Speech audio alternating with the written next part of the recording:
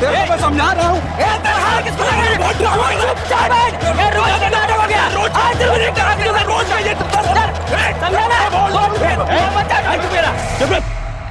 रोज दारू पी के लपका कहता है। अरे सर क्यों झगड़ा करते हो डेली के डेली दारू पी के? साहब साहब साहब साहब साहब उधर उधर एक आदमी का पैर पड़ा है साहब। कहाँ? साहब उधर है, चलो।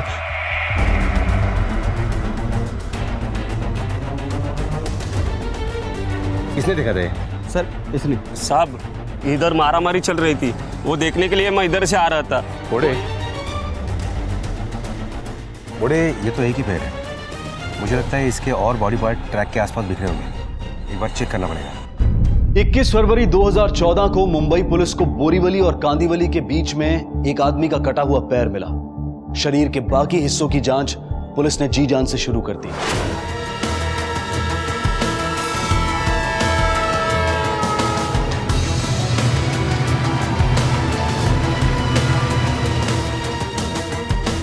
बोरीवली से विरार के अलग अलग स्टेशंस के बीच ट्रैक के पास शरीर के बाकी हिस्से मिले सिवाय सर के।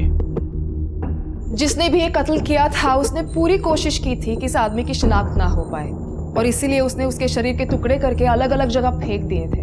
पुलिस के लिए एक बिना चेहरे की लाश एक मुश्किल, एक पहेली हल करने के बराबर थी। आखिर कौन था यह आदमी जिसको इतनी बेरहमी से मारा गया था और क्यों? किस कदर उस इंसान को इससे नफरत रही होगी जिसने इसे मारा? या शायद वो दिमागी रूप से बीमार होगा। वो जो भी था बहुत शातिर था, लेकिन पुलिस ने भी हार नहीं मानी और वो अपनी छानबीन में जुट गई।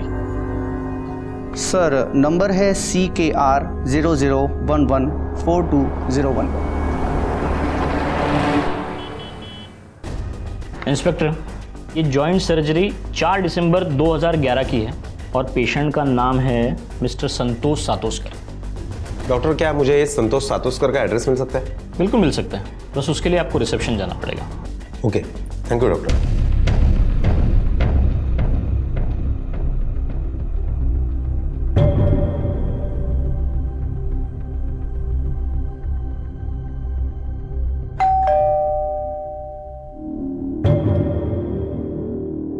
ये किधर रखा है मैंने? डिब्बा।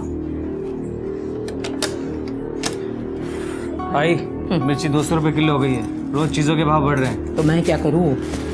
200 रुपया हो गया, खाना तो पड़ता ही है ना। लेकिन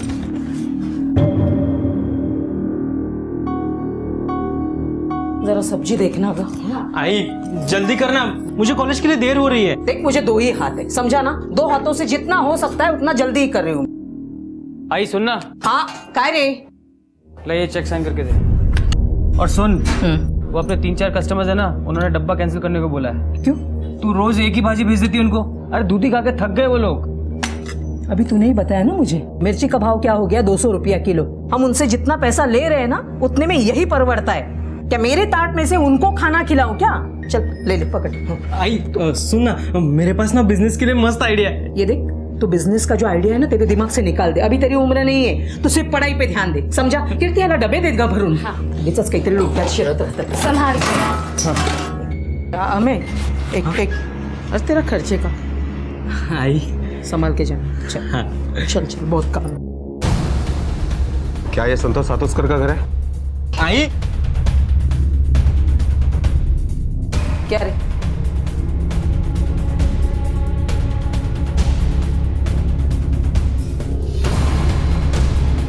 जा, तू चिंता मत कर, कॉलेज को देर हो रही है ना तेरे को। जा।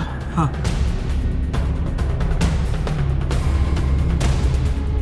आपके लिए एक बुरी खबर है। हमें संतोष सातोस्कर की लाश मिली।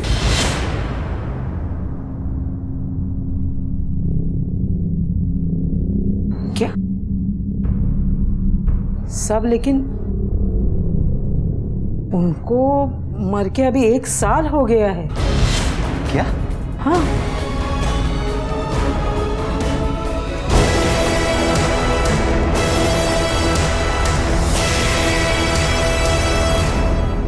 ऐसा कैसे हो सकता है बोर्डे कि एक आदमी 2 बार मरे?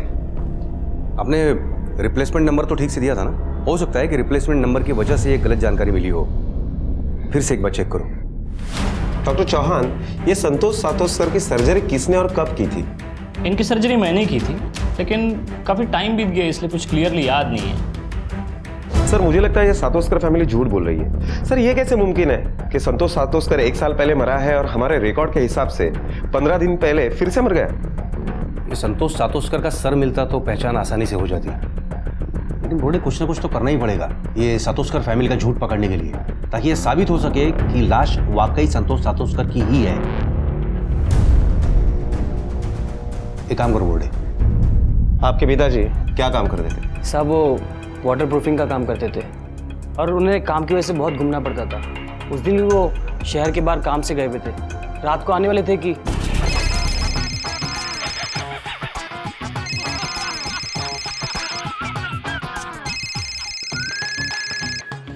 हेलो, हाँ जी साहब,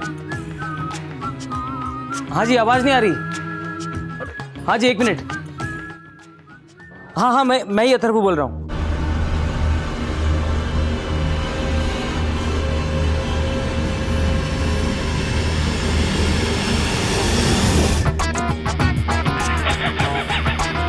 अरे क्या हुआ? अरे टीवी क्यों बंद कर दिया? अरे मेरा फेवरेट प्रोग्राम चल रहा था ना। आई क्या? बाबा की ट्रेन का एक्सीडेंट हो गया। क्या?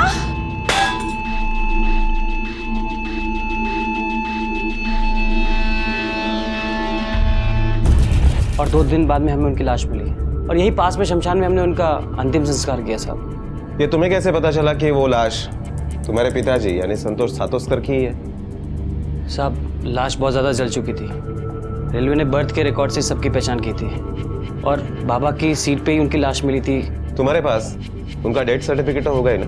जी हाँ साहब। उसकी एक कॉपी और संतोष सातोस्कर का एक फोटो हमें चाहिए। लाता हूँ सर।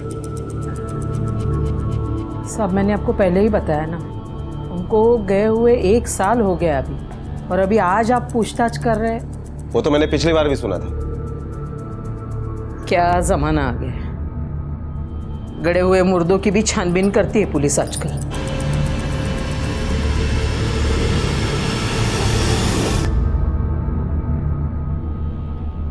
लीजिए साहब, ये उनका फोटो और ये।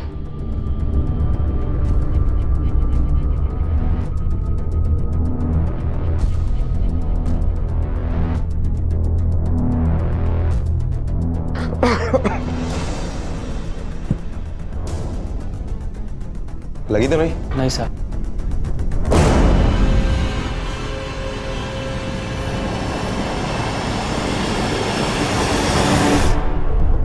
रिका में ये अथर्व के सिर का बाल है, डीएनए टेस्ट के लिए भेज देना। पिछले साल ही संतोष की मौत हुई ट्रेन एक्सीडेंट में। साहब बड़ी हिम्मत वाली औरत है अलका। आदमी के जाने के बाद बड़ी मेहनत से डब्बे का बिजनेस जमाया उसने। अभी देखो ना, आजू बाजू में जितनी भी कंपनी है, ऑफिस है, उधर इसी का डिब्बा जाता है। मालूम नहीं इंश्योरेंस का कितना पैसा मिला है, मगर इतना मालूम है कि इंश्योरेंस का मोटा पैसा मिला है। पैसा तो साहब झगड़ा भी खड़ा करता है ना। रोज दोनों भाइयों में इंश्योरेंस के पैसे की वजह से झगड़ा होता था, मारामारी होती थी। एक दिन तो अलका जी को बीच बचाव करना पड़ा। मुझे मेरा हिस्सा चाहिए। और कितने दिन शुरू में कि डब्बे वाली क्या औलाद हूँ? किधर से लाऊं हिस्सा? पैसा होगा तो होगा ना हिस्सा। ये शेरनी मत लगा तू, इंश्योरेंस के पैसे में मेरा भी हक है, मुझे भी अपना बिजनेस खड़ा करना है। बोलना पैसा नहीं है, समझता नहीं तेरे को? जा ले जिसके पास बड़ा हिस्सा। मुझे पता है सारा पैसा तू ही हड़पना चाहता है। बताओ तुझको मैं, तू मत बता मेरे को।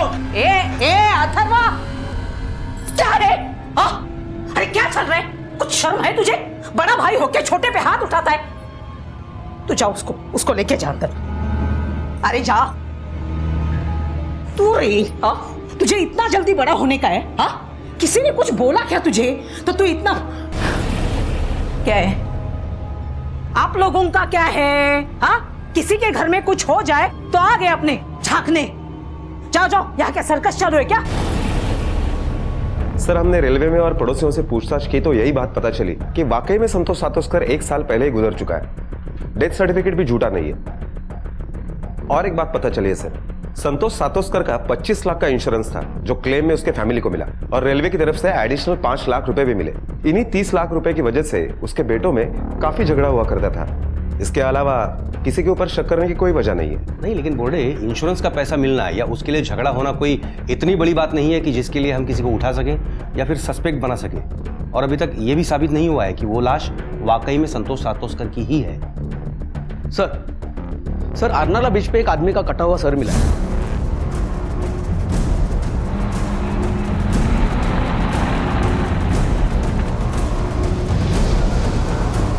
ये सर इसी बॉडी का है जिसके टुकड़े आपको मिले हैं, और इसके सर को बार बार जोर जोर से पटक पटक कर इसे मारा गया है, और मारने के तकरीबन 4 से 5 घंटे बाद इसके टुकड़े किए गए हैं, वो भी किसी तेज धारीदार चीज से।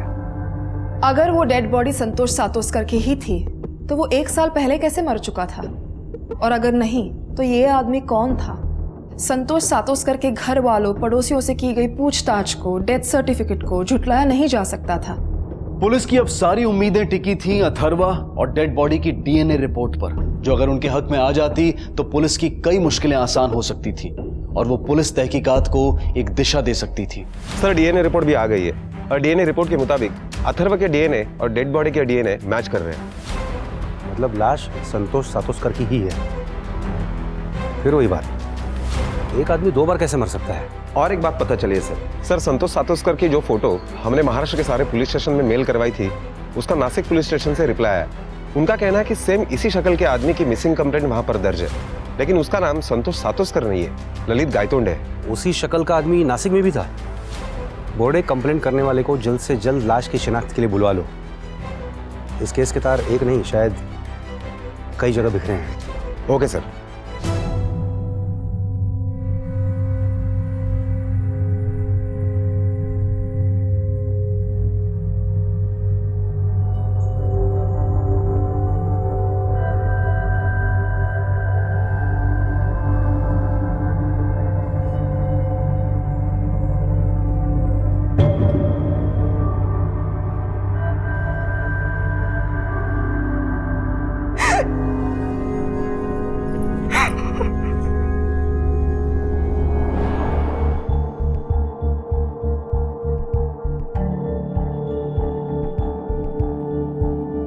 साहब, ललित मेरे पति थे। शादी कब हुई थी आप दोनों की? 11 मार्च 2013 को हमने शादी की थी। आप दोनों की पहली बार मुलाकात कब हुई थी? कुछ 1.5 साल पहले। ललित किसी काम के लिए नासिक आए थे तब। उनको मर के अभी 1 साल हो गया है। हम रोज एक दूसरे से मिलने लगे और फिर पता ही नहीं चला कि कब फिर हमने शादी कर ली। मुझे डर था कि ऐसा ही कुछ होने वाला है। मालूम था मतलब? साहब, वो मेरे पहले पति है ना, वो ललित को धमकी देते थे, मार डालेंगे, सबक सिखाएंगे। क्यों मार डालेगा? किस लिए सबक सिखाएगा? साहब, वो ललित से बहुत जलते थे, चिढ़ते थे उनसे, रोज आके ललित के साथ झगड़ा करते थे, झूठा धोखेबाज कहते थे उन्हें। ए भाई आया। ललित, अरे गायतोंडे, हाँ पूरा नाम है ना ललित गायतोंडे। अरे क्या हो? देख, तुम ना कावेरी को बेवकूफ बना सकते हो, मुझे नहीं समझा ना? मुझे पता है तू कितना मक्कार आदमी है। ये देख कावेरी, तुम्हें पता नहीं है कितना फ्रॉड आदमी है। वो जैसे भी है मुझे चलेंगे। तुम निकल जाओ यहाँ से। अरे लेकिन तुम बख्श दो हमें, निकल जाओ। चल निकलो। कावेरी, बहुत ज्यादा पट्टी पढ़ाई है ना इसको। अब देख, तेरी सारी चर्बी मैं उतारूंगा, देख लेना तू। तुमने उसकी पुलिस में कंप्लेंट क्यों नहीं की? साहब, ललित बहुत शरीफ आदमी थे। वो घर का झगड़ा पुलिस में नहीं ले जाना चाहते थे और उनके रियल एस्टेट के काम में भी कुछ टेंशन चल रही थी। उनका बाहर गांव आना जाना लगा रहता था। फिर कुछ दिनों बाद मेरी माँ बीमार पड़ गई। उसके इलाज के लिए पैसे चाहिए थे, उसकी भी बहुत टेंशन थी। इस बार ललित मेरी माँ के इलाज के लिए पैसों का इंतजाम करने ही बाहर निकले थे। मुझे पक्का यकीन है साहब, दुष्यंत ने ही कुछ किया होगा और वो मुझे भी नहीं छोड़ेगा। रियल एस्टेट के काम के लिए वो शहर से बाहर क्यों जाता था और कितना कमा लेता था? सब पैसे का कुछ पक्का नहीं था। शुरू में तो लाखों कमा लेता था, लेकिन फिर काम कम हो गया तो लाखों से 1000 पे आ गया। ललित का काम ठीक नहीं चल रहा था, ललित को बहुत टेंशन थी। ठीक है, आप जा सकती हैं, लेकिन हो सकता है आपको वापस आना पड़े। पवार मैडम, लेके जाइए इन्हें। इनके और दुष्यंत के फ़ोन नंबर्स, बैंक डिटेल्स सब ले लो। एक आदमी जो 1 साल पहले मर चुका है, नासिक में कावेरी के साथ 1 साल से रह रहा था। फिर पुलिस को उसकी लाश टुकड़ों में मिलती है, जिसे कुछ 15 दिन पहले मारा गया है। एक आदमी जिसकी 2 बीवियां, 25 लाख की इंश्योरेंस की रकम, दूसरी बीवी का पहला पति जो ये सब बर्दाश्त नहीं कर सकता। बोर्डे, इस केस में कुछ नहीं, बहुत कुछ खुलना बाकी है। एक काम करो, तुम यहां रहकर संतोष सातोस्कर की असलियत पता करो और मैं नासिक जाकर दुष्यंत और ललित की खबर निकालता हूं।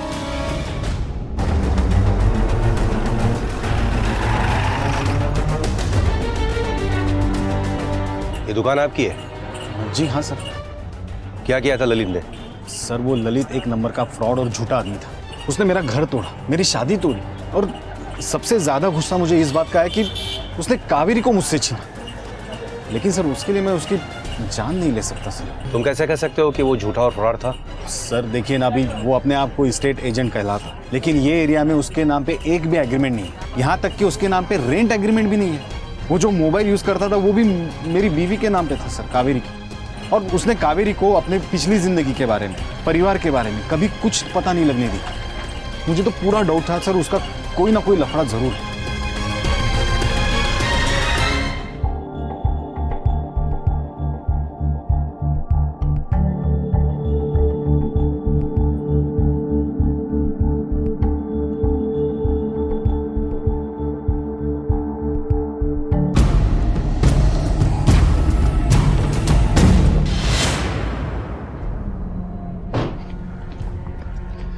जैन सर, हमारा शक सही निकला। संतोष ने इंश्योरेंस के पैसे के लिए अपने मरने का झूठ मूठ नाटक किया, और जैसे ही इंश्योरेंस के पैसे हाथ लगे उसके एक ही हफ्ते में उसने कावेरी के साथ शादी की। और कॉल रिकॉर्ड के मुताबिक कावेरी और अथर्व में कई बार फोन पर बात हुई है। संतोष गायब होने के 2 दिन पहले भी। बोर्डे, तुमने सातोस्कर परिवार और कावेरी के अकाउंट डिटेल्स वगैरह चेक किए? कुछ हाथ लगा वहां से? यस सर, अभी ये इत्तेफाक है या प्लानिंग, ये तो पता लगाना पड़ेगा। क्योंकि गए साल 14 मई को अथर्व ने अपने अकाउंट से 5 लाख रुपए निकाले, और ललित ने 15 मई को कावेरी के नासिक वाले अकाउंट में 5 लाख रुपए जमा किए। और ये इत्तेफाक कई बार हुआ है सर। फिर तो पूरे चांसेस है कि ये इत्तेफाक नहीं, प्लानिंग हो। बोर्डे, तुमने कावेरी से अथर्व के कॉल के बारे में पूछताछ की? Yes sir. इस नंबर को पहचानती हो? तुम्हारे मोबाइल से इस नंबर पर कई बार फोन किया गया है। ये नंबर अथर्व सातोस्कर का ही है ना? नहीं साहब, मैं इस नाम के किसी भी आदमी को नहीं जानती, और इस नंबर पर मैंने कभी फोन नहीं किया। ये अथर्व का कुछ ना कुछ कनेक्शन है इस कत्ल के साथ। एक काम करो, अथर्व को पुलिस स्टेशन की सैर करवाने के लिए बुलाओ। Yes sir. देखो, हमारे पास सबूत है कि तुम्हें पता था कि संतोष जिंदा है, बल्कि तुम्हारी उससे बात भी होती थी। इंश्योरेंस का पैसा भी इधर उधर हुआ है। अब बिना चालाकी किए सब कुछ अपने मुंह से बता दे, क्योंकि अगर हम उगा लेंगे तो तेरी ये चालाकी और शराफत धरी के धरी रह जाएगी। फ्रॉड तो तुम कर ही चुके हो, फिर अपने बाप को क्यों मारा? साहब मैंने अपने बाबा को नहीं मारा, और मैं अपने बाबा को क्यों मारूंगा साहब? बल्कि मरने के बाद इंश्योरेंस का पैसा लेने का आइडिया भी उन्हीं का ही था साहब। हमको भी मालूम है कि ये समय नहीं है बात करने का, पर क्या करें, पैसे तो देने ही पड़ेंगे ना। धंधा धंधे की जगह है। मैं आप लोगों से हाथ जोड़ के विनती करता हूँ, कुछ समय और दे दीजिए, हम लोग आपका पैसा चुका देंगे साहब। बाबा की मौत को अभी कुछ ही वक्त हुआ था, सब लोग अभी सदमे में ही थे कि मुझे एक अननोन नंबर से कॉल आया।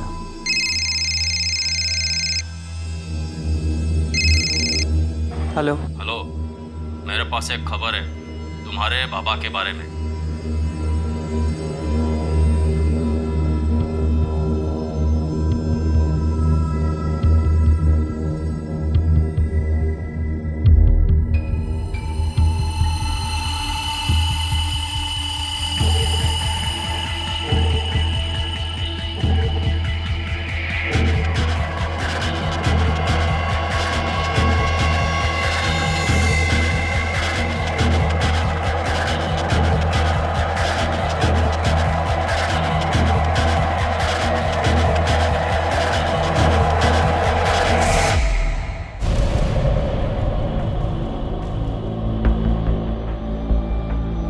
बाबा बाबा आप जिंदा हैं? तो फिर वो कौन था जिसे हमने? जिसका तुमने अपना बाबा समझ के अंतिम संस्कार कर दिया था, वो आदमी था जिसको मैंने अपनी टिकट दे दी।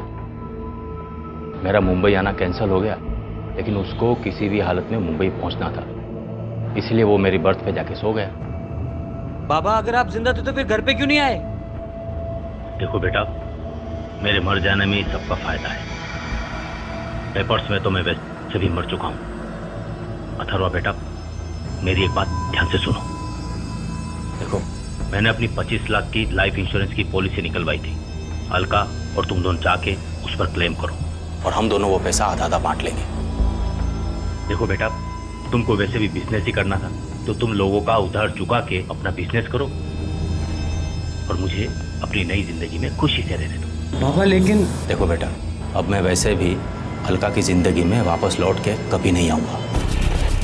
साहब, मुझे बाबा की बात सुनकर बिल्कुल अच्छा नहीं लगा।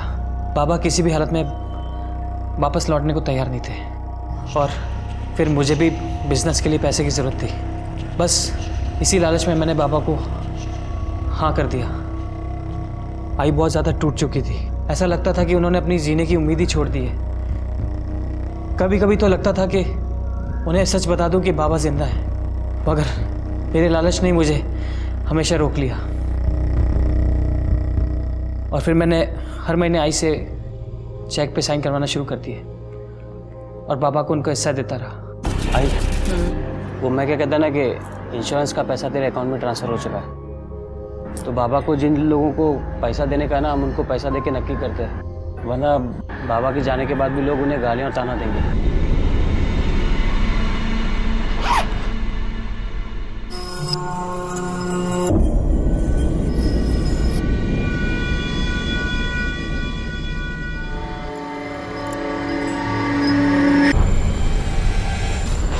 चल आता हूँ आई।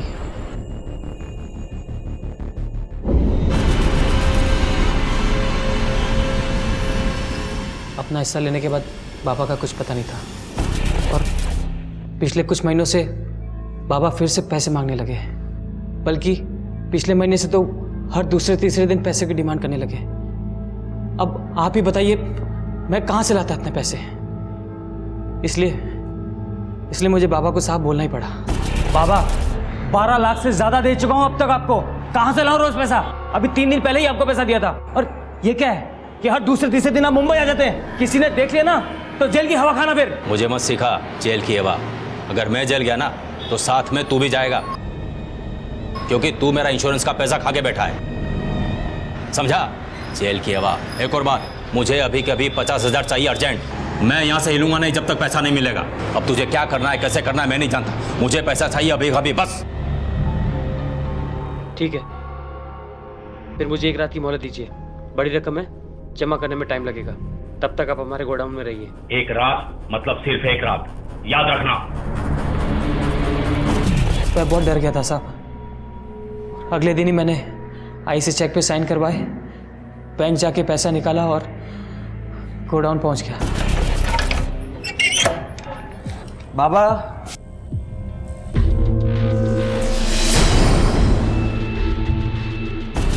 मुझे बाबा के लिए बहुत डर लगा था साहब, और ये बात मैं किसी को बता भी नहीं सकता था। इतना सारा खून कहाँ से आया, क्यों आया और बाबा कहाँ चले गए साहब, मुझे कुछ नहीं पता। मैंने कुछ नहीं किया साहब, मुझे कुछ नहीं मालूम। तुमने तुम्हारे बाप का कत्ल किया है या नहीं, इस बात का पता हम लगा ही लेंगे, लेकिन तुमने उसके साथ मिलकर जो फ्रॉड किया है उसकी सज़ा तुम्हें ज़रूर मिलेगी। चल अब ये बता कि तेरा गोडाउन कहाँ पे है?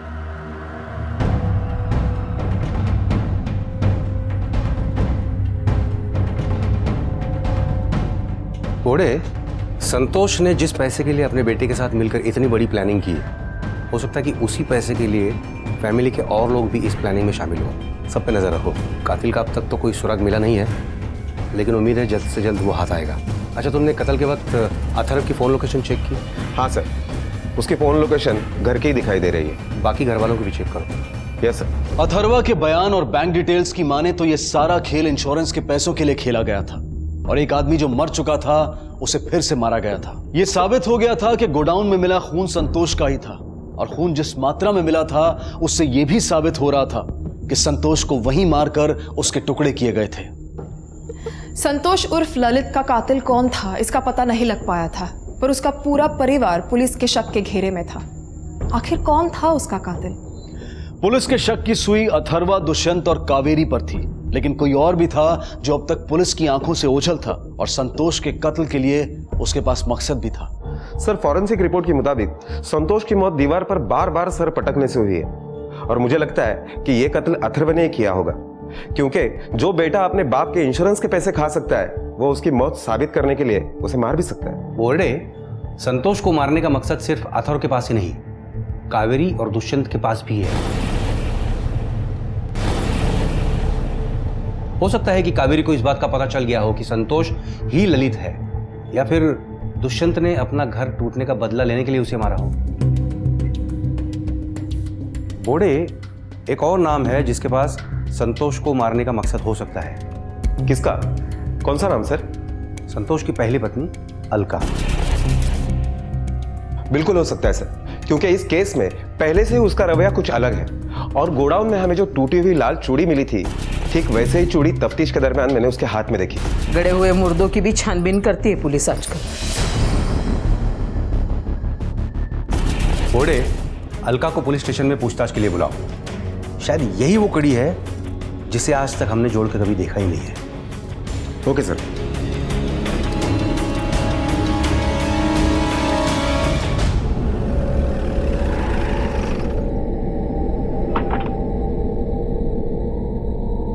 सर, ये वही रजिस्ट्रेशन की फाइल है, इसके अंदर।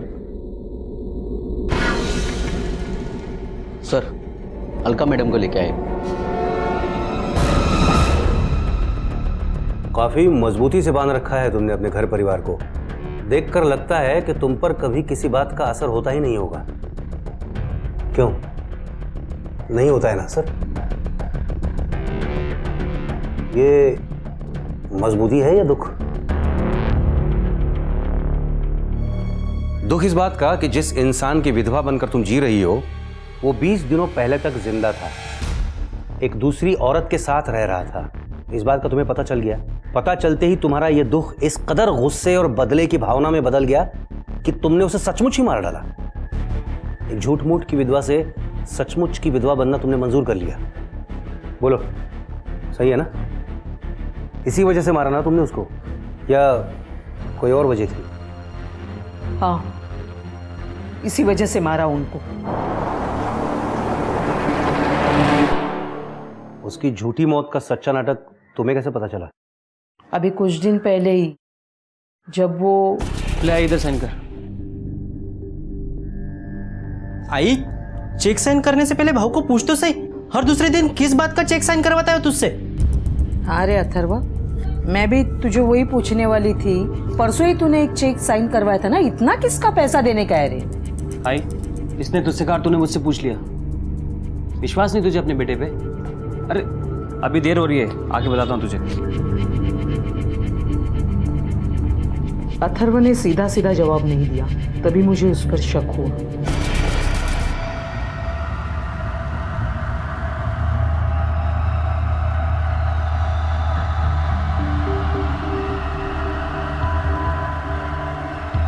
हाँ, अच्छा अच्छा, ठीक है ठीक है ठीक है।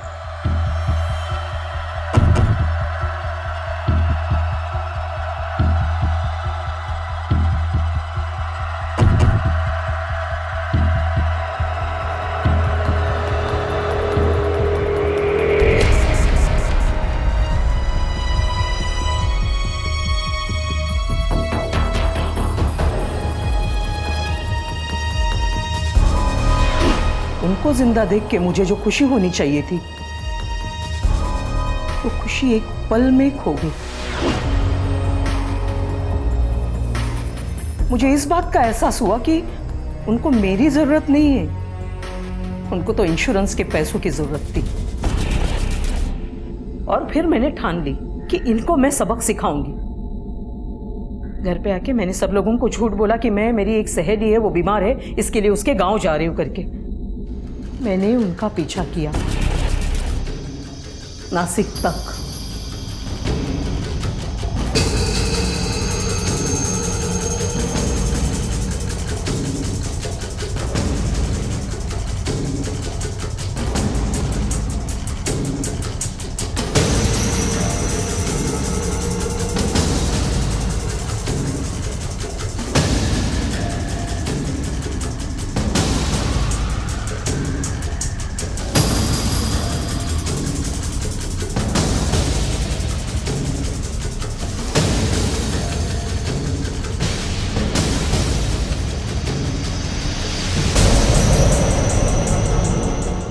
वहां जाके देखा तो वो किसी और औरत के साथ रहते हैं।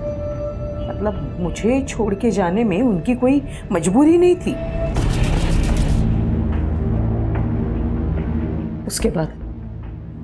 उसके बाद मैंने अथर्व के चेक साइन करवाने का इंतजार किया।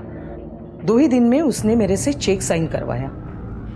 मैं समझ गई कि वो आ गए हैं और आए हैं तो गोडाउन में रुकेंगे। इसके लिए अथर्व के जाने के पहले ही मैं वहां गोडाउन में पहुंच गई। जैसे ही अथर्व वहां से निकल गया मैं अंदर गई तो वो बहुत हैरान हो गए मुझे वहां देखकर। मैंने उनके साथ बात करने की कोशिश की। मैं बात कर रही थी लेकिन वो कुछ सुनना नहीं चाहते थे। फिर हमारी बात बहस तक पहुंची, हमारा झगड़ा शुरू हुआ और मैं गुस्से से बहुत पागल हो गई थी। मैंने गुस्से में आकर फिर उनको मारा, उनको मैंने काट दिया और फिर उनके टुकड़े करके मैंने फेंक दिए। कैसे मारा तुमने उसको? मतलब किस चीज से मारा? वही गोडाउन में एक ऐसा डंडा पड़ा हुआ था, मैंने उससे मारा। और टुकड़े कहाँ फेंके? रेल की पटरी पे।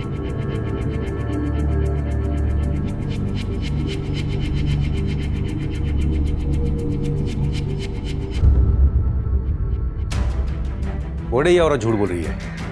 फॉरेंसिक रिपोर्ट क्या कहता है कि मौत किस वजह से हुई थी? दीवार पर बार बार सर पटकने की वजह से।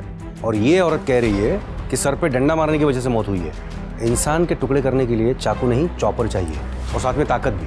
अब चाहे जितने टुकड़े करने के बाद डेड बॉडी का कुछ तो वजन होता ही है ना। इस औरत ने अकेले कैसे मैनेज किया होगा ये सब, और वो भी 10 स्टेशन के बीच फेंकने के लिए? झूठ बोल रही है ये, किसी को बचाने के लिए। घोड़े काम करो, ये अलका के घर के आसपास वाले मटन वाले दुकानों में पूछताछ करो कि किसी ने 19 फरवरी को उनके दुकान में से कोई चॉपर भाड़े से लिया है या खरीदा है या दोस्ती खाते में उठाया है क्या। Okay sir.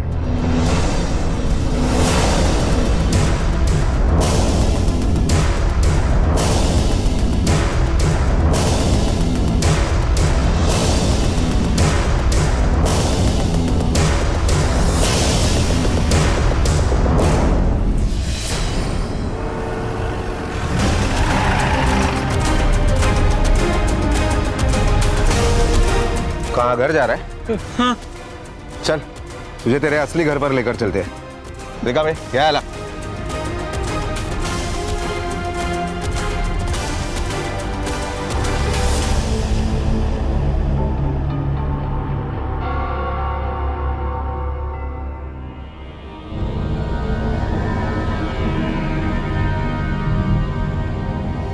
ठीक से पहचानो, ये वही था ना जिसने तुमसे चॉपर खरीदा था?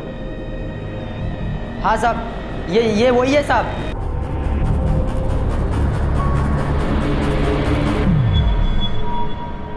चल बिना घुमाए फिराए सीधे सीधे अपने मुंह से बोल, क्यों मारा अपने बाप को?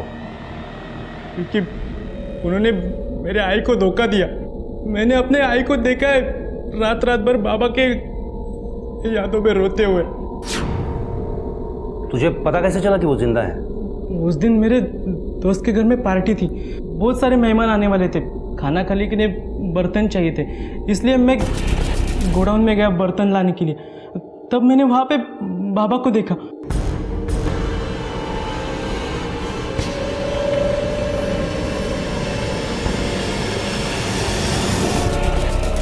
मैंने उनको देखा तो पहले मैं खुश हुआ, बाद में वो मुझे कुछ और ही समझाने लगे। हमें बेटा देखो, मेरी बात सुनो। अब तुमको पैसा चाहिए ना, मैं दूंगा ना, बहुत पैसा दूंगा। पर किसी को ये मत बोलना कि मैं जिंदा हूँ, अपनी आई को भी नहीं। देख बेटा, मैं एक दूसरी जिंदगी जी रहा हूँ बड़ी शांति से, और मैं उधर बहुत खुश हूँ। मगर मेरी आई खुश नहीं है ना, आपने मेरी आई को धोखा दिया। क्यों? जब उन्होंने मुझे कहा कि उन्होंने दूसरी शादी की है और आई को छोड़ के वो वहां बहुत खुश है, तो मुझे बहुत गुस्सा आया। मेरी आई को विधवा बना के मैंने ये सब घर जाके अपने आई को बताया। आई ने मुझे समझा के शांत किया और हम गोडाउन चले गए। आई, इसने तुझे धोखा दिया, ये सुन के मुझे बहुत गुस्सा आया, इसलिए गलती से हो गया। सुन सुन सुन, तेरा बाप तो मेरे लिए 1 साल पहले ही मर चुका है। तो डर मत, मैं आई हूँ ना तेरी। हाँ, हम एक काम करेंगे, तो डर मत। हम इनकी लाश का कुछ ठिकाना लगा देंगे, इनके टुकड़े टुकड़े करके फेंक देंगे। अगर तुझे किसी ने भी कुछ पूछा ना तो मैं संभाल लूंगी, समझा ना? ये आदमी के वास्ते मैं मेरा घर टूटने नहीं दूंगी। तू तू तू फिक्र मत कर, मैं हूँ, मैं सब संभाल लूंगी तुझे। हाँ, सब संभाल लूंगी। मैंने अपने एरिया के मटन वाले से मटन काटने का चॉपर लिया। मैंने अपना फोन घर पे ही रखा था ताकि किसी को मेरे ऊपर शक न हो जाए।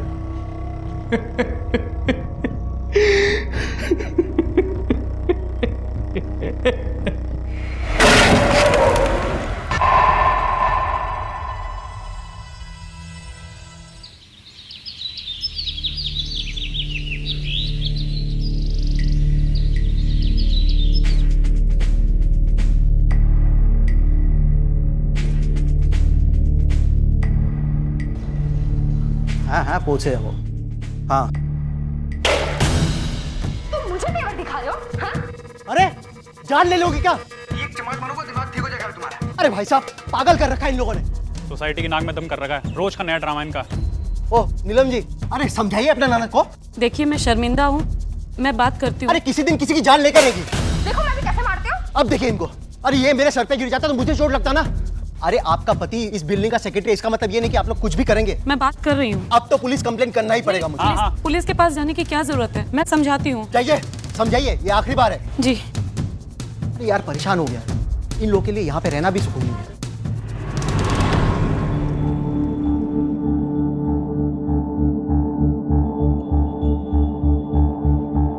दीपू,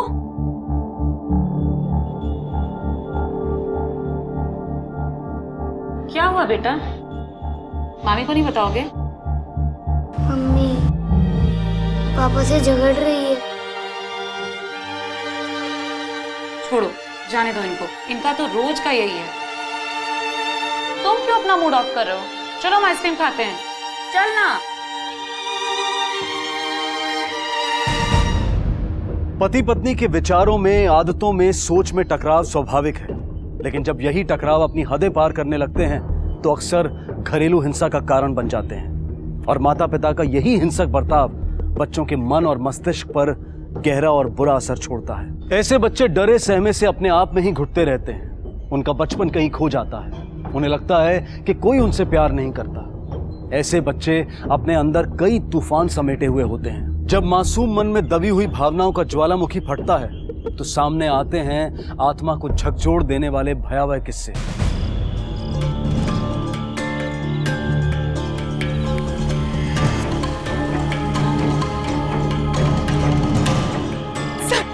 सब मेरा बेटा कहीं खो गया, मुझे कंप्लेंट लिखवानी। ठीक है आप रोइए मत, आइए मेरे साथ।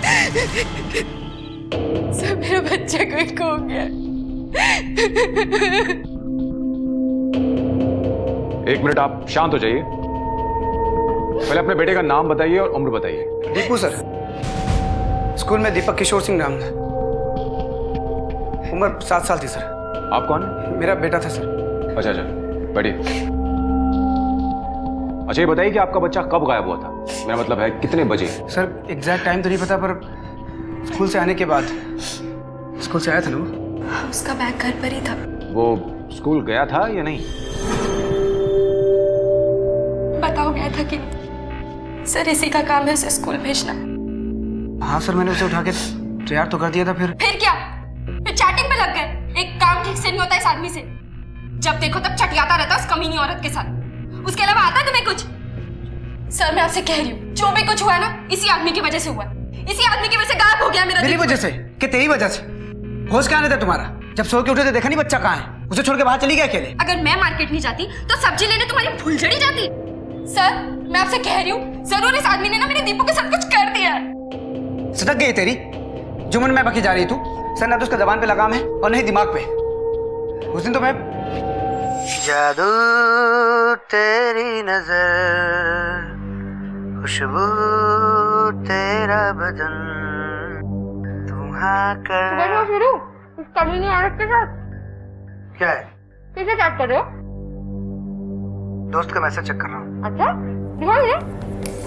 दिखाओ। अरे दोस्त का मैसेज चेक करो। क्या दिखाओ? क्या? अरे दिखाओ। अरे दिखाओ। अरे दिखाओ। अरे दिखाओ।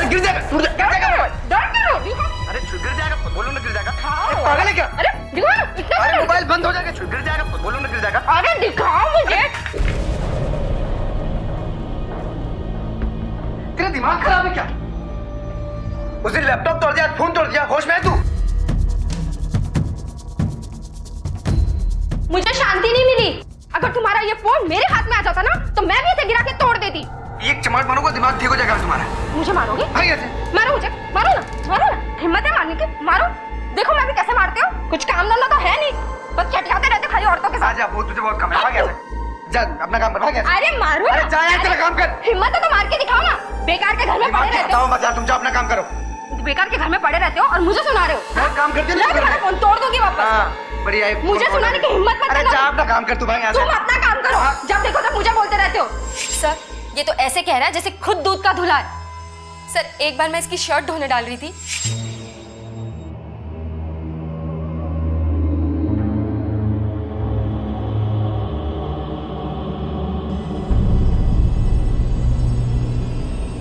क्या हुआ?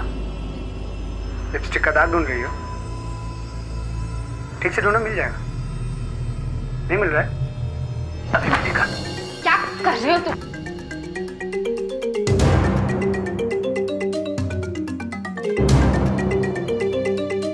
लो, लगा लो लिपस्टिक का दाग।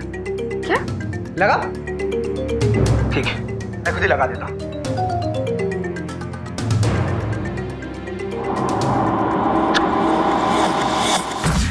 हाथ धो यार तुम एकदम से। रुको, तुम मुझे तेवर दिखा रहे हो? हाँ, झाड़ दूंगी तुम्हें 1 मिनट में। क्या कर रहे हो तुम ये?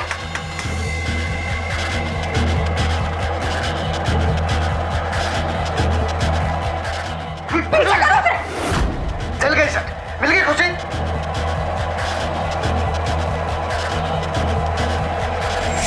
तुम लिमिट क्रॉस करी हो सीधा। तुम्हें दौरे पड़ते पागलपन के। कहीं उसी में तुमने दीपू के साथ कुछ कर तो नहीं दिया? तुम कहना क्या चाहते हो? 1 मिनट, मुझे यहाँ बहसबाजी नहीं चाहिए। सर बहसबाजी नहीं, इसकी असलियत बता रहा हूँ मैं। बस, कैसे माँ बाप हैं आप लोग? एक तो बच्चे को ठीक से संभालते नहीं है और यहाँ पुलिस स्टेशन में आकर तमाशा कर रहे हैं। अरे शर्म आनी चाहिए आप लोगों को। अब जितना पूछूंगा उतना जवाब देना। बच्चे का फोटो लाएं, दीजिए।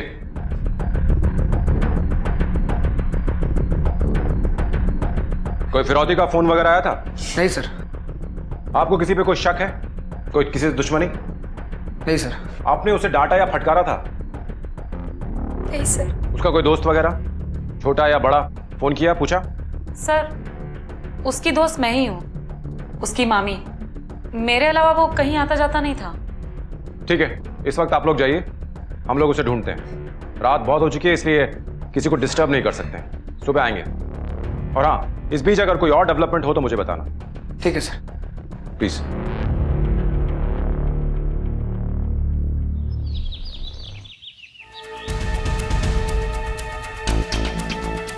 तबीयत ठीक है बीवी का? गेट खोल, साहब है साहब।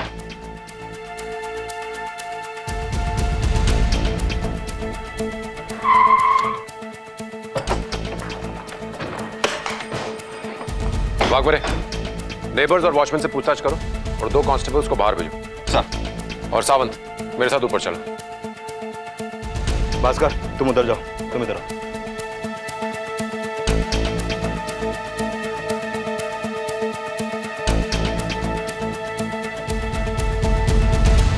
तो उसका भाई अगर आकाश सोसाइटी का सेक्रेटरी और बिल्डर नहीं होता ना तो कब का मैं उसको निकाल बाहर फेंकता। रोज कोई ना कोई लफड़ा सर, रोज कोई ना कोई मगजमारी। हम लोग तो परेशान हो गए हैं सर। कभी कभी तो लगता है हम किसी बिल्डिंग के सोसाइटी में नहीं बल्कि अखाड़े में रह रहे हैं। अच्छा, उनके बेटे दीपू के बारे में कुछ बता सकते हो तुम? दीपू तो उनका बेटा लगता ही नहीं है सर। वो बेचारा रोज सुबह से शाम तक सीढ़ी ऊपर बैठा रहता है, खाली पेट, भूखे प्यासे, बिना नहाए धोए। हमें उसकी हालत ऐसी देखी नहीं जाती तो हम उसे कुछ ना कुछ खाने पीने को दे देते हैं सर। एक खास बात, दीपू के बाप को औरतों का बहुत बुरा नशा है। उसकी माँ हमेशा अपने पति को रंगे हाथों पकड़ने के पीछे लगी रहती है। जब उनके माँ बाप होश में नहीं रहते तो फिर दीपू की देखभाल कौन करेगा सर? अच्छा, आखिरी बार कब देखा था तुमने? ये मुझे याद नहीं सर। सर, मेरी बहन है शीला। मुझे ये कहना नहीं चाहिए पर क्योंकि यहाँ मेरे भांजे की बात है इसलिए रहा नहीं जाता। ये दोनों माँ बाप बनने के लायक हैं ही नहीं। एक के लिए फोन पर लगे रहना उसका जन्मजात हक है और दूसरे के लिए सब कुछ शक। बच्चे की तो दोनों को पड़ी ही नहीं थी। ऐसे फूल से बच्चे को रौंद डाला था दोनों ने। इन दोनों ने दीपू की वो हालत कर दी थी कि उसने पहले भी भागने की कोशिश की थी।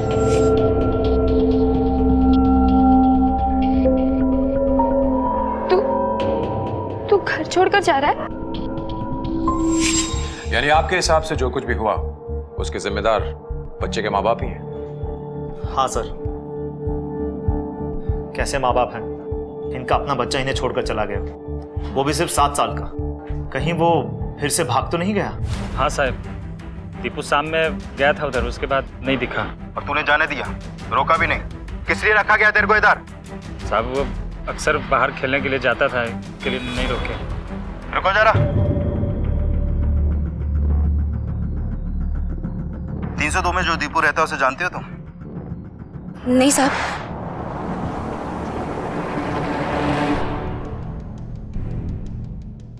वाघमरे। Yes sir. सावंत, तुम वाघमरे के साथ यहाँ कंटिन्यू करो, मैं दीपू को स्कूल होकर आता हूँ। Okay sir.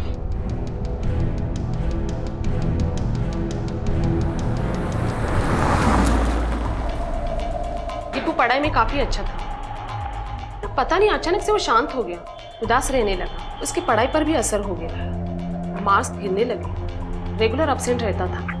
आपने कभी उससे जानने की कोशिश नहीं की कि आखिर प्रॉब्लम क्या है? मैंने कई बार जानने की कोशिश की, पर कुछ फायदा नहीं हुआ। कई बार तो वो स्कूल में बिना टिफिन का ही आया करता था, भूखा रहता था। ऐसा लगता था कि उस पर कोई ध्यान रखने वाला नहीं है, निग्लेक्टेड बच्चा है। मैंने उसके पेरेंट्स से भी बात करने की कोशिश की, कुछ दिन तो ठीक था, पर फिर से वही चीजें होने लगी।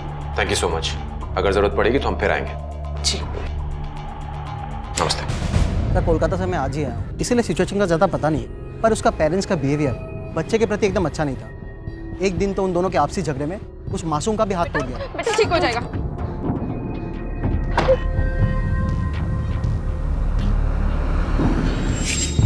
मतलब बच्चा डोमेस्टिक वायलेंस का भी शिकार था? वो तो पता नहीं सर, लेकिन ट्रबल में ज़रूर था। और फिर एक दिन तो किशोर की पत्नी ने बिना देखे समझे मेरे सर के ऊपर गमला फेंक दिया था, और फिर अपने पति का लैपटॉप भी। ठीक है, आप जाइए, जरूरत पड़ेगी तो हम आपको बुलाएंगे। तहकीकात में एक बात खुलकर सामने आ रही थी कि शीला और किशोर ने अपनी जाती जिंदगी को घर की 4 दीवारी से निकालकर चौराहे पर खड़ा कर दिया था, और उनकी आपसी कला दीपू पर कहर बनकर टूट रही थी।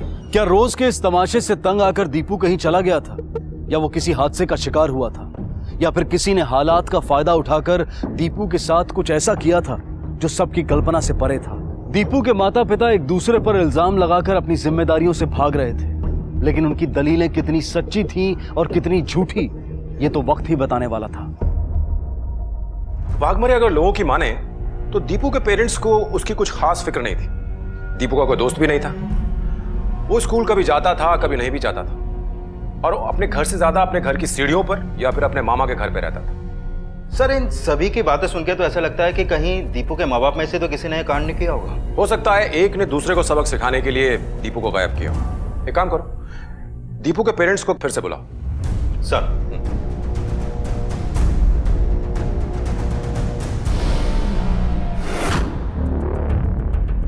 सर मैं समझ नहीं पाई, आप क्या पूछना चाहते हैं? यही कि दीपू का हाथ तुम दोनों में से किसने तोड़ा था? सर वो एक एक्सीडेंट था। फिर तो दीपू का किडनैप होना भी एक एक्सीडेंट ही है। तुम्हें क्या लगता है हम यहां भजिया तलने बैठे हुए हैं? बकवास बंद करो और सच सच बताओ कि क्या हुआ था। इसके रोज रोज के खिटपिट से मेरा पारा आई था सर। ऐसे में ये मुंह बंद करने का नाम ही नहीं ले रही थी सर। अब ऐसे में दीपू आके वहां पे खेलने लगा तो मैंने उसका हाथ पकड़ के ऊपर उठाया तो उसका हाथ टूट गया सर। वो मैंने जानबूझ के नहीं किया सर, मेरा मूड ऑफ था सर। पैनिक होके उठा तो उसके सर पे वो लैंप गिर गई, जिसकी वजह से उसके सर पे चोट लग गई सर। और कितनी कहानियां बना के रखी हो तुम दोनों ने। जिस दिन मुझे पता चला कि इस केस में तुम दोनों का हाथ है तो जेल में झाड़ू लगाते नजर आओगे तुम दोनों। जाओ अभी।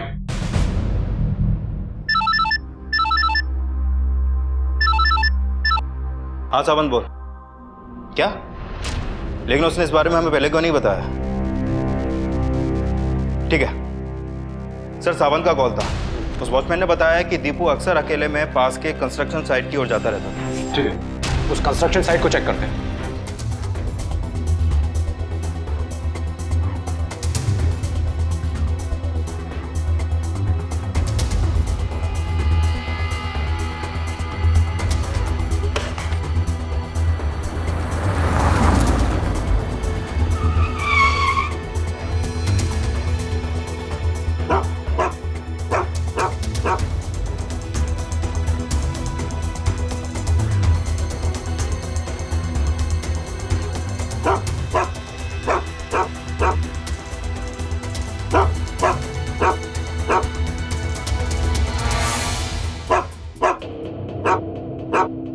यहाँ तो कोई भी नहीं है, फिर ये कुत्ता क्यों भौंक रहा है? सर ये कुत्ता यहाँ पे रोज ऐसा ही भौंकता है, कोई हो या ना हो।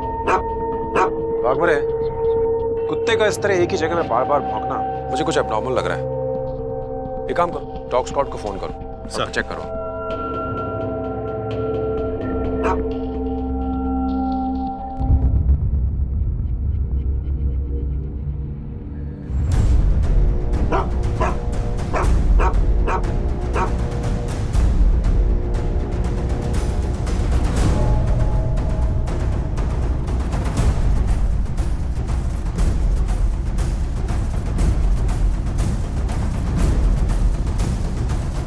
ये कुत्ता भी यहीं आकर सूंघ रहा है, जरूर यहां पर कुछ प्रॉब्लम है। खुदवाओ, चेक करो।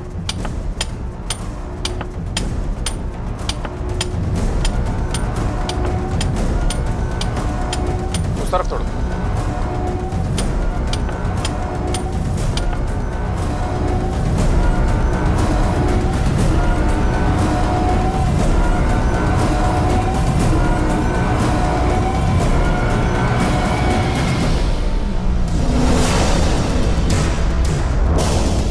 ये तो किसी बच्चे के हाथ की उंगलियां हैं। बागमरे, ये पूरा स्लैब फॉरेंसिक लैब भेजो। सर, इस कंस्ट्रक्शन साइट का बिल्डर कौन है? सर वो आकाश साहब है। एक नई इमारत की नींव में दबी एक लाश ने लोगों को सिर्फ भौचक्का ही नहीं किया, बल्कि उनके विश्वास की बुनियाद को भी हिला दिया। क्या किसी को जिंदा दफन किया गया था नींव में, या फिर लाश को ठिकाने लगाने के लिए की गई थी ऐसी हैवानियत? दीवारों में चुनवाए जाने के किस्से तो लोगों ने सुने थे, लेकिन जब यह हकीकत सामने आई तो लोग हैरान रह गए। ये तो तय था कि ये लाश दीपू की नहीं थी, लेकिन पुलिस के सामने था अब एक और नया केस, और पुलिस जी जान से इसे सुलझाने के लिए जुट गई। सर ऐसा कैसे हो सकता है? मेरे फाउंडेशन में बच्चे की बॉडी कैसे आ सकती है? मिस्टर आकाश, ये तो आपकी साइट है, आप ही बता सकते हैं। बैठिए बैठिए बैठिए। कमाल है मिस्टर आकाश, आपकी साइट पे इतना बड़ा कांड हो जाता है और आपको खबर तक नहीं। इंस्पेक्टर मैं सच कह रहा हूं, हर साइट पे हर पल मेरा फिजिकली रहना पॉसिबल नहीं है। मैं बिल्डर हूं, इसका मतलब ये नहीं कि मैं अपनी हर कंस्ट्रक्शन साइट पे रहूं। इसीलिए मैंने इसका इंचार्ज किशोर को बनाया था। कब डाला था ये स्लैब आपने? कुछ 4 महीने पहले, और 3 महीने से तो वहां काम भी बंद है। वाघमरे, मुझे इस कंस्ट्रक्शन साइट के जितने भी लेबर हैं, मिस्त्री हैं और सिक्योरिटी स्टाफ हैं, उन सबके बयान चाहिए। इनसे नंबर लो और पूछताछ शुरू करो। और मिस्टर आकाश, आप हमें बिना बताए इस शहर से बाहर नहीं जा सकते। तो तुम उस साइट के इंचार्ज हो? हाँ सर, मैं ही हूँ। वहां किसे दफन किया था? किसे मारा था? सर कैसी बातें कर रहे हैं आप लोग? मैंने किसको मारा था, किसको दफन किया था? मैं एक इज्जतदार आदमी हूँ सर। अपनी इज्जत के कसीदे बाद में पढ़ना, पहले अपनी काली करतूत के चिट्ठे खोल। किसे मारा बोल? सर मैंने किसी को नहीं मारा, मेरा यकीन कीजिए। जिस दिन ये वर्दी पहनी थी ना, यकीन से नाता तोड़ लिया था। एक दिन तेरा ये झूठ ही तुझे दफन करेगा। चल जा अभी, जा। और सुन, जब तक इस लाश के बारे में सब कुछ पता नहीं चल जाता, ये शहर छोड़कर नहीं जाएगा तू।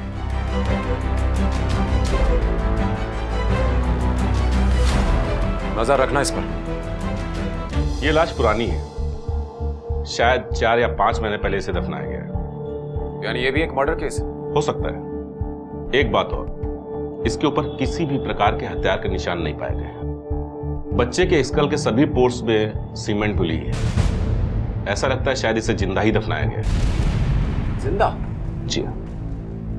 इसका मतलब ये केस हमारी सोच से कहीं ज्यादा बड़ा और टेढ़ा है। किसी बच्चे को जिंदा दफन किया गया था नींव में, लेकिन क्यों? किसने किया था यह हैवानियत का काम? क्या किशोर का वाकई कोई लेना देना नहीं था इस केस से? क्या दीपू के गायब होने का कोई सिरा जुड़ता था इस केस से? पुलिस के सामने कई सवाल सर उठाए खड़े थे।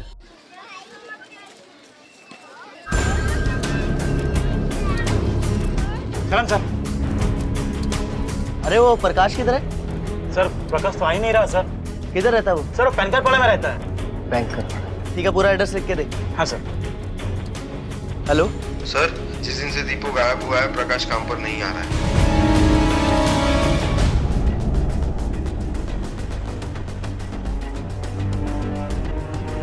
ये तोड़ो।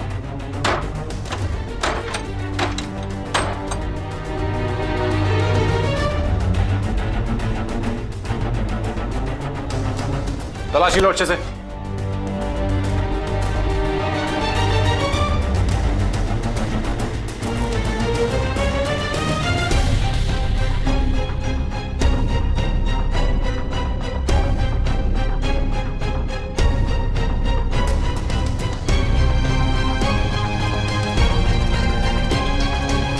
सर ये देखिए।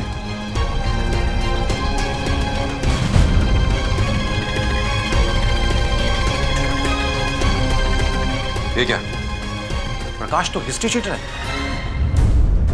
सर, प्रकाश 3 बार चाइल्ड मोलेस्टेशन के केस में अंदर था और अभी 6 महीने पहले वो जेल से बाहर आया है। कहीं ऐसा तो नहीं कि उसी प्रकाश ने इस बच्चे को मोलेस्ट करके कंक्रीट में दफन कर दिया और उसी ने दीपू को भी किडनैप किया? वाघमरे, हमें इस प्रकाश को ढूंढना होगा, तभी इस केस की गुत्थी सुलझेगी।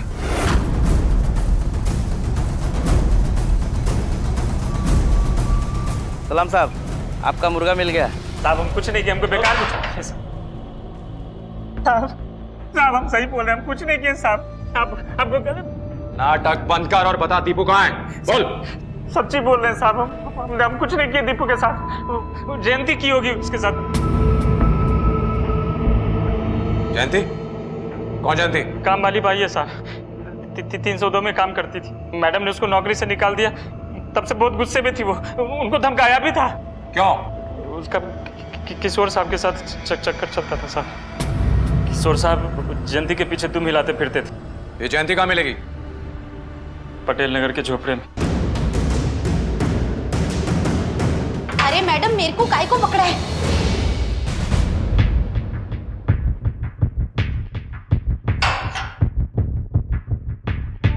दीपू कहाँ है? साहब मेरे को कैसे पता?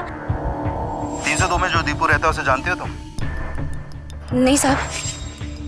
तो फिर उस दिन झूठ क्यों बोला था? तेरा और किशोर साहब का क्या चक्कर है, बोल। साहब आप ये कैसी बातें कर रहे हैं? देख, मुझ में ज्यादा पेशेंस नहीं है, और ये मैडम जो खड़ी है ना, अगर इसने पेशेंस खो दिया तो तेरा अस्पताल पक्का है। भावे, एक बेड बुक कर इमरजेंसी में इसके लिए। बोलो। वो साहब, किशोर साहब के साथ मेरा चक्कर था।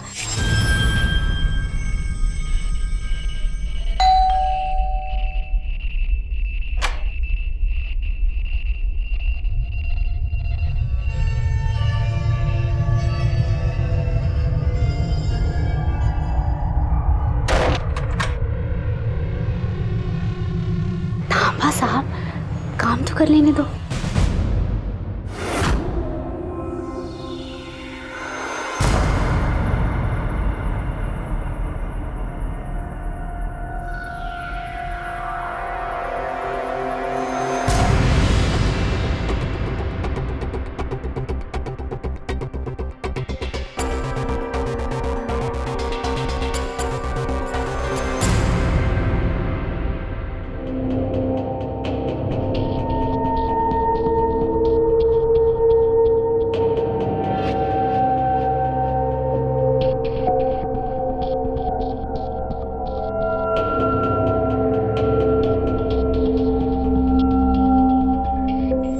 उसके बाद मेम साहब ने काम से निकाल दिया। कमाल है, तेरी हिम्मत कैसे हो गई मुझसे पैसे मांगने की? चल निकल यहाँ से। चली जाएगी मेम साहब, लेकिन जितना पगार हुआ है उतना तो दे दो। मेरे पास एक भी पैसे नहीं है। सोने के मजे बहुत लूटे ना तूने, तो जा ना, अब रोने के लूट। बेच दे जाके अपने आप को, भीख मांग जाके। मेम साहब जो मुंह में आ रहा है बोल रहे हो। मैं काम के पैसे मांग रही हूँ, फोकट के पैसे नहीं। तू मुझे एटीट्यूड दिखा रही है? मेरे घर में इस समय तू सही सलामत खड़ी है ना, यही मेरी मेहरबानी है। अपने से ऊपर वाले मर्द के साथ सो गई ना, इसलिए साली तू अपनी औकात ही भूल गई। ओ मैडम, औकात की बात मत करो, अपने पति को संभालो जाकर। चल निकल निकल, मेरे घर में आके मुझे सिखा रही है। निकल यहाँ से। लेकिन साहब मेरा क्या? इसका भी तो चक्कर चल रहा था मेम साहब के साथ। नहीं साहब, उस दिन साहब के साथ इसको पकड़ने के बाद। प्रकाश जरा ऊपर आना। हाँ ठीक है।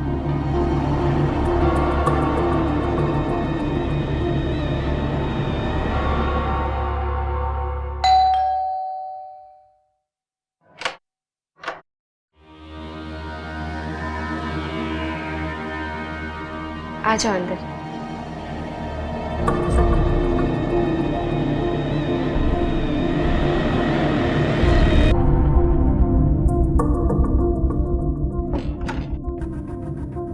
प्रकाश, मेरे बाथरूम का शावर खराब हो गया है, जरा प्लीज देख लो। अरे मैडम, इसके लिए तो प्लम्बर वाला को फोन करना, हम कर देते हैं अभी जाके। अरे प्लम्बर के चक्कर में रही तो पता नहीं कितना टाइम लगेगा।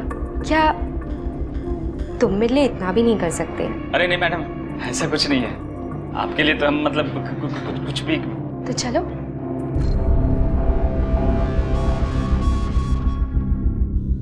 अरे हिचकिचाओ मत, चलो। आपके साथ? साहब घर पर नहीं है, आ जाओ आ जाओ।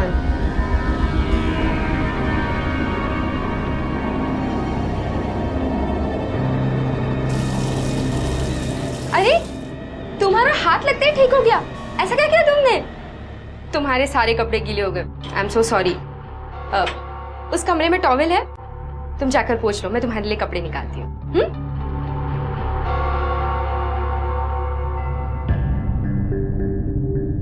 दीपू बेटा, मम्मा भी कुछ जरूरी काम कर रही है, तुम सो जाओ।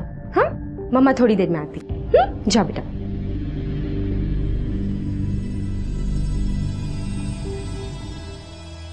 ये लो कपड़े, चेंज करो, ये कपड़े तुम पर अच्छे लगेंगे।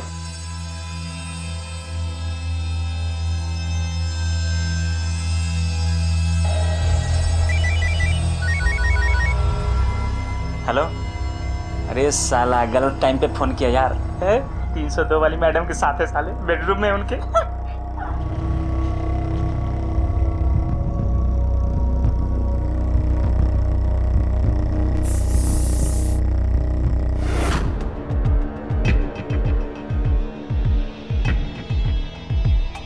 गावेलु जब तू पाउडर जीला नाल लागेला कमरिया। गावेलु जब तू पाउडर।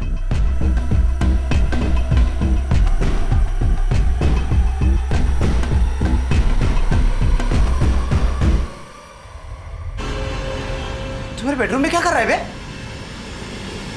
घर में कैसे घुसा? परफ्यूम में मारा साला मेरा। मैडम बुलाए थे साहब। हम कुछ नहीं किया।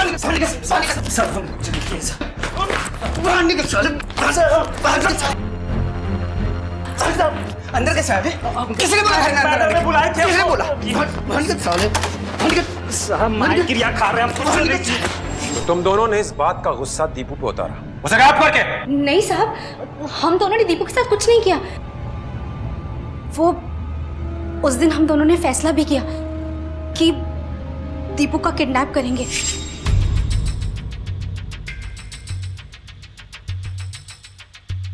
साली का दिमाग खराब हो गया है, मेरे को नौकरी से निकालती है। अरे उसका पति खोटा है तो उस पे गुस्सा निकाले ना, मेरे को नौकरी से काहे को निकालती है? एक नंबर के कमीने लोग हैं। शीला मैम साहब हमको बकरा बना के किशोर साहब के सामने पटक दिया। इस मेम साहब को तो सबक सिखाना ही पड़ेगा। बदला तो हम भी लेना चाहते हैं। सुनना, मेरे पास एक प्लान है। अगर इस कुतिया को सबक सिखाना है ना, दीपू को उठा लेते हैं। अरे नहीं नहीं, हम सब फंस जाएंगे और कुछ सोचते हैं। क्यों? तो उस औरत से शादी कर कर साहब को सबक सिखाएगा। नहीं, लेकिन दीपू को उठाएंगे तो हम लोग फंस सकते हैं। जरा सोच, अगर बच्चे को उठाया तो एक तीर से दो निशान। तेरा बदला साहब से पूरा हो जाएगा और मेरा मेम साहब से। चल दूर हट। चांस नहीं मारने का, समझा ना? और दूसरे दिन मैं दीपू से मिली और उसे समझाया कि उसकी मम्मी उससे प्यार नहीं करती और उसे बोर्डिंग भेज देगी। और साहब वो मान भी गया मेरे साथ भागने को। फिर पता चला कि बीच रास्ते में मेम साहब ने उसे पकड़ लिया था। दीपू कहाँ जा रहा है? हाँ? और 2 दिन बाद दोबारा हमने उसे पकड़ा। मेरी मम्मी गंदी है, मुझे बोर्डिंग भेजना चाहती है। मैंने मना भी किया, तुम्हारा भी। देखा, मैंने तो तेरे को पहले ही कहा था, लेकिन तू मेरी सुनता कहाँ है। तू रहेगा मेरे साथ? तो फिर एक काम कर, कल रात होते ही बिल्डिंग के बाहर आना, और जो दुकानें हैं ना, मैं तेरा वहीं वेट करेंगी, ठीक है? हम लोग समय से वहां पहुंचकर इंतजार करने लगे। ए, टाइम देख। अच्छे से समझाए थे उसको। अरे बराबर से समझाया था, और आइसक्रीम भी खिलाई थी। साला गरीबी में आटा गीला हो गया। वहां खड़े खड़े हम लोग का एकदम दिमाग का बच गया था, पर वो नहीं आया। फिर अचानक से एक सफेद रंग का स्कॉर्पियो दिखा तो हम लोग डर से भाग लिए वहां से।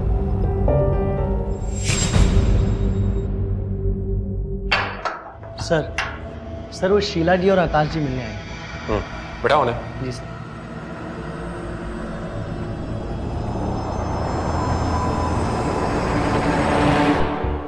सर, मेरे दीपू का कुछ पता चला? जी नहीं, लेकिन आप चिंता मत कीजिए, हम कोशिश कर रहे हैं। अच्छा, ये किशोर कहाँ है? सर, वो क्यों आएगा? उसे किसी की कोई फिक्र नहीं, माँ बेटा बीवी किसी की नहीं। बस सारा दिन औरतों से चैटिंग करता रहता, उसके अलावा कुछ नहीं सोचता सर उस आदमी को। सर किसी काम का नहीं है वो, एकदम नाकारा, निकम्मा और गैर जिम्मेदार इंसान है। मैंने अपनी बहन पर तरस खाकर उसे काम दिया था, और उसने वो भी बर्बाद कर दिया। आज उसकी वजह से मेरा नाम भी खराब हो गया। गैर जिम्मेदार तो आप भी कम नहीं है मिस्टर आकाश। अपनी बहन की शादी कराते हैं एक ऐसे आदमी से जो एकदम नाकारा है, और अपनी बिल्डिंग का वॉचमैन हायर करते हैं बिना किसी बैकग्राउंड चेक के। हिस्ट्री शीटर है आपका वॉचमैन प्रकाश, सजा याफ्ता मुजरिम। वो और आपकी मेट जयंती मिलकर के दीपू को किडनैप करने का प्लान कर रहे थे। मतलब सर, उन लोगों ने ही मेरे दीपू को किडनैप? जी नहीं, वो सफल नहीं हो पाए। अब आप लोग यहां से जाइए और हमें अपना काम करने दीजिए। जैसे हमें कुछ इन्फॉर्मेशन मिलेगी हम आपको इन्फॉर्म करेंगे। कैसा अजीब परिवार है ये किशोर और शीला का, कैसे अजीब रिश्ते हैं। एक दूसरे को सबक सिखाने के लिए वो किसी भी हद तक जाने को तैयार थे। तो क्या दीपू भी उनकी इन्हीं भावनाओं का शिकार हुआ था, या फिर किसी ने मौके का फायदा उठाकर दीपू को लापता कर दिया था? सलाम साहब। सर पता चल गया। क्या? कुछ लोगों ने दीपू को सफेद कलर की स्कॉर्पियो भी देखा था, वो आराम से बैठ के जूस पी रहा था। फिर अचानक से एक सफेद रंग का स्कॉर्पियो दिखा तो हम लोग डर से भाग लिए वहां से। गाड़ी का ड्राइवर कौन था? साहब गाड़ी कौन चला रहा था ये तो पता नहीं है, पर गाड़ी किसकी ये पता चल गया। सर मैं मानता हूँ गुस्से में आके मैंने एक बार दीपू का हाथ तोड़ दिया था, पर मेरा बेटा है सर, प्यार करता हूँ मैं उससे। मैं अपने बेटे के साथ ही ऐसा क्यों करूंगा? तो फिर किसी और बच्चे के साथ किया, उसे मारकर फाउंडेशन में दफना दिया? सर मैंने किसी बच्चे को नहीं मारा, किसी को नहीं दफनाया। झूठ बोलता तू, तूने बच्चे को अगवा किया और झूठ बोलता है। सर मैं अपने बच्चे को अगवा क्यों करूंगा? अगर तूने अगवा नहीं किया है तो फिर उस दिन दीपू को लेकर तू कार में कहाँ जा रहा था? सर मुझे नहीं पता, मैं उस दिन कार लेके गया ही नहीं था। अगर तू गाड़ी लेकर नहीं गया था तो उस कार को कौन चला रहा था? सर मुझे नहीं पता, चाबी वॉचमैन के पास रहती है। वॉचमैन के पास?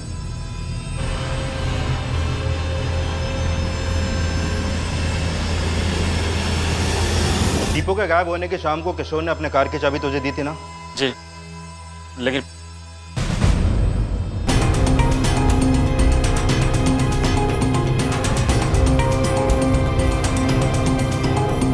सर वो कार से निकला है। ठीक है, तुम उसका पीछा करो और हमें बता दे रहा हूँ। जी सर।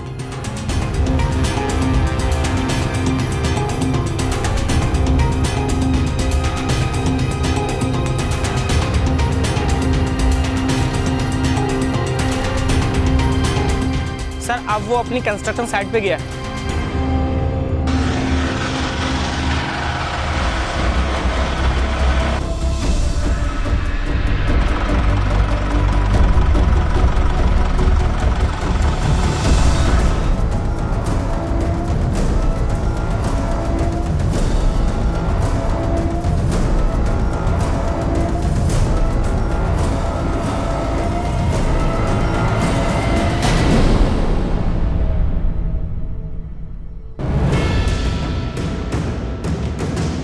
बच्चे को दफनाने जा रहा है? पहले तेरी कब्र खोदते हैं। ले चलो उसको।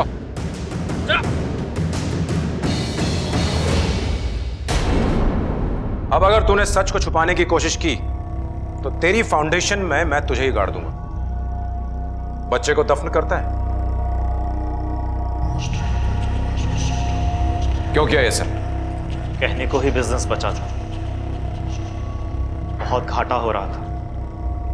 फिर एक दिन ऐसे ही कुछ लोगों की बातों में फाउंडेशन सेक्रीफाइस के बारे में सुना। पता चला इससे सब शुभ होता है। पहले नहीं करना चाहता था, लेकिन लगातार घाटे से काफी डेस्परेट हो गया था और मजबूरन ये कदम उठाना पड़ा। मजबूरी इंसान को इतना मजबूर नहीं बनाती है। ये तेरा लालच है जिसने तेरे जमीर को दफन कर दिया था। जरा सोच कर देख, क्या करने जा रहा था तू अपने सगे भांजे को दफनाने जा रहा था। इतना जलील ख्याल तेरे दिमाग में आया भी कैसे? दीपू की कदर नहीं थी उसके माँ बाप को, उसको उठाना आसान था। चल घर में। जल गई? अब समझ में आया जलना किसे कहते हैं? मैंने सिर्फ नाटक किया, लेकिन तुम तो रोज सोते हो ना उस कमीनी औरत के साथ, मेरे इसी घर में, मेरे ही बिस्तर पर। तुम कभी नहीं सुधर सकते। फिर एक दिन मैं एक बाबा से मिला, जिन्होंने कहा कि किसी अपने का बलिदान दोगे तो तुम्हारा सोया भाग्य जागेगा। मैं तो उसे उसी दिन मार देता। और बाबा का ही कहना था कि अगर उसे आज मारता हूं तो सब शुभ होगा। इत्तफाकन 3-4 दिन पहले मुझे मौका मिला उसे किडनैप करने का, वरना मैं उसे आज ही किडनैप करने वाला था। ये बाबाओं के चक्कर में पड़ के तूने जो कुछ भी किया, उससे तूने अपने भाग्य को सुलाया ही नहीं, बल्कि जेल की कालकोठरी में हमेशा हमेशा के लिए दफन कर दिया। तुझ जैसे लोग ही मामाओं को कंस बनाते हैं।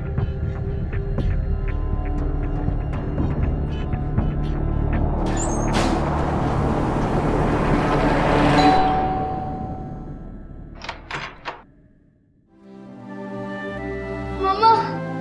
दीपू, दीपू, दीपू मेरा बेटा, दीपू, दीपू, दीपू तू ठीक है ना? तू ठीक है ना बच्चा? Deepu, Deepu, Deepu. Thank you sir. Thank you so much sir. Thank you.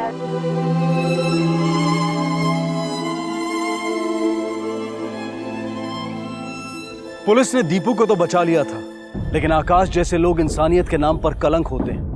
अंधविश्वास की आड़ में वो अपने ही भांजे को दफन करने जा रहा था। कोई भी विश्वास या पूजा पाठ अगर किसी दूसरे को आहत करे, हिंसा के लिए प्रेरित करे, तो वो विश्वास नहीं होता।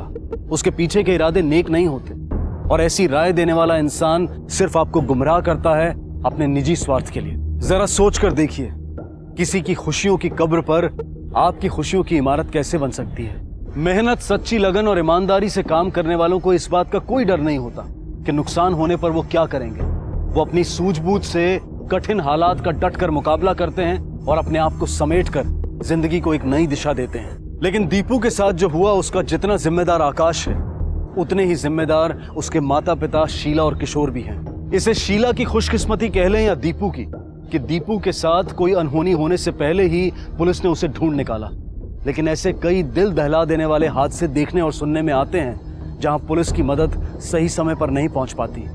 ये किसका दोष है? हम शीला और किशोर जैसे माता पिता से सिर्फ इतना ही कहना चाहेंगे कि अगर आप अपने बच्चों की परवरिश ठीक से नहीं कर सकते, उनके कोमल मन की रक्षा नहीं कर सकते, तो आपको उन्हें जन्म देने का भी कोई अधिकार नहीं है। इस संसार का हर जीव अपने बच्चों की देखभाल करता है, तो फिर हम क्यों नहीं? इसी विचार के साथ मैं अनूप सोनी आपसे विदा लेता हूं।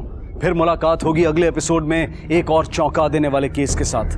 तब तक अपना और अपने परिवार का ख्याल रखें और देखते रहें क्राइम पेट्रोल डायल 100। सबक एक को सीख हम सबको। जय हिंद। क्राइम पेट्रोल के और भी दिलचस्प कहानी देखने के लिए हमारे चैनल को सब्सक्राइब करें और बेल आइकॉन दबाना न भूलें।